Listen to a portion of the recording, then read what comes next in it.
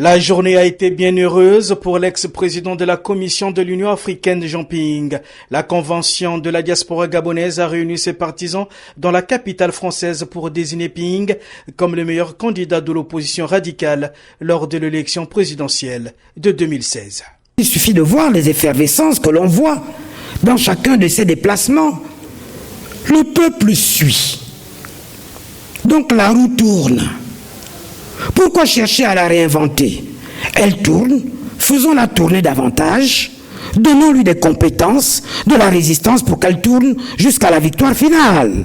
L'opposant René Ndemezo-Obiang n'a pas manqué, loin des frontières nationales, de dire un mot sur le choix par l'opposition et en particulier l'offrant d'une figure emblématique, charismatique, disposant d'un programme à même de mettre le Gabon à l'abri du besoin et de la peur. Un candidat unique devant être le porte-étendard des forces du changement à l'occasion de la présidentielle de 2016. Comme vous le savez tous, j'ai exprimé depuis plusieurs mois à ce sujet ma nette préférence pour Jean Ping. Homme pétri d'une longue expérience dans la gestion des affaires de l'État et doté d'une carrure internationale exceptionnelle.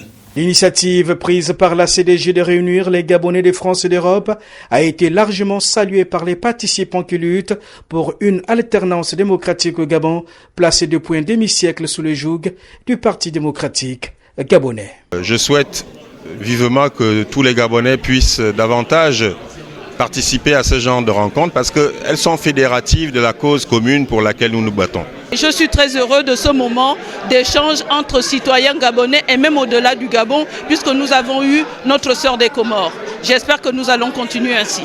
Je pense que cette séance a le mérite d'avoir fait le point, le mise au point de la situation et puis de rassembler non seulement la diaspora, mais toute l'opposition gabonaise. Enfin, que l'on habite au bord de la Seine ou au bord de l'Ogooué, le rendez-vous est pris pour 2016 et le parti au pouvoir qui a un bilan à défendre n'a pas encore dit son dernier mot. Pour le moment, le peuple gabonais reste encore dans l'expectative.